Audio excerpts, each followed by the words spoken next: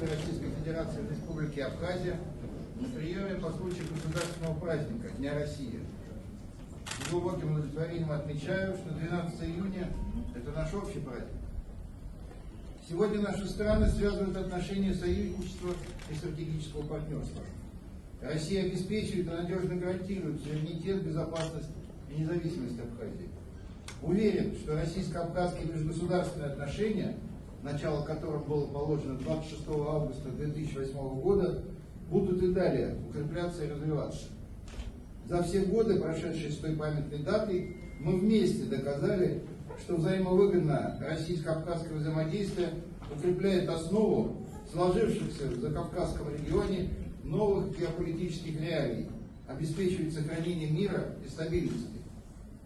В этот праздничный день хочу особо подчеркнуть нашу признательность абхазским добровольцам, которые, начиная с 2014 года, плечом к плечу с россиянами, доблестно сражаются с украинскими нацистами, которых поддерживает пресловутый коллективный Запад.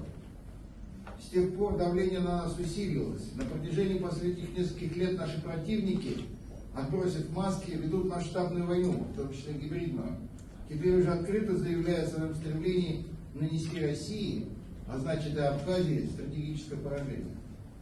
Вместе с вами мы делаем все для нашей победы в проведении специальной военной операции на территории Донецкой и Луганской народных республик, а также Херсонской и Запорожских областей. Вместе мы победим. Еще раз добро пожаловать. Поздравляю всех с Днем России.